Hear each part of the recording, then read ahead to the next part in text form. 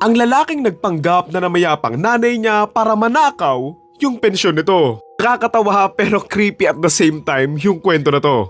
Siya si Graziella Del Oglio, 82 years old na nakatira sa Italy kasama ang anak niyang lalaking 57 years old na.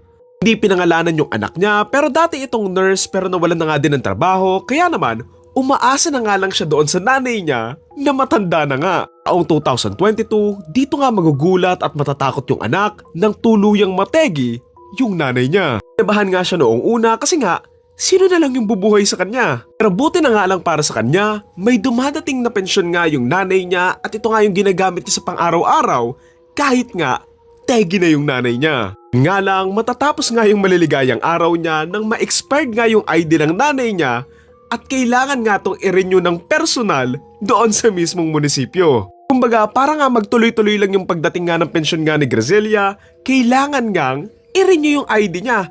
Paano nga marirenew yun? Tegi na nga siya. Since desperado na nga yung anak niya na makuha nga yung pensyon nga ng nanay niya, dito na nga siya may naisipang gawin. Nagsuot siya ng wig, nagdamit pang babae, nag-makeup, nag-alahas, and basically, ginaya nga lang niya yung usual na itsura ng nanay niya. Kinosplay nga niya yung nanay niya na matagal na ngang wala. November 16, 2025, nagpunta nga siya doon sa munisipyo para iparenew nga yung ID kung saan okay naman noong una. Until may mapansin nga yung mga empleyado doon, nakakaiba nga sa kanya. Mukha naman daw niya yung matandang nasa lumang ID, pero may mali daw talaga eh. Napansin nila yung itim na buhok nga doon sa likod nga ng matandang babae. Pansin din nila na bata-bata pa nga daw yung mga kamay, tsaka nga yung baba nga daw ng matandang babae. Kaya naman, kinumpronta na nga siya ng mga otoridad. Dito na nga sila nag-ala Scooby-Doo kung saan nalaman nga nilang hindi pala ito isang matandang babae, kung hindi isang lalaki na anak nang may-ari nga nung expired na ID.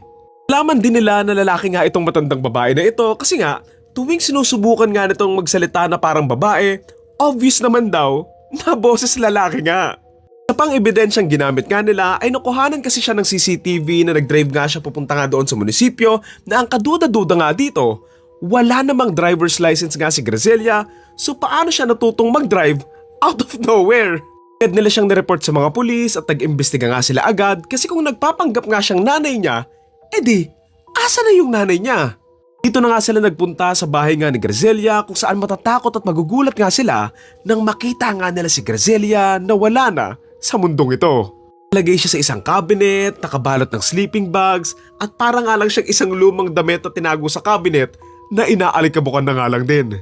Agad nga nilang kinasuhan at inaresto nga yung anak niya sa pagtatago nga ng tegi na tao, pangloloko sa gobyerno, pagpapanggap at pamimeke ng mga opisyal na dokumento. Yun sa investigasyon, lumalabas na nakakuha taon-taon itong anak nga ni Graziella ng mahigit $63,000 or mahigit 3.7 million pesos sa pensyon lang niya.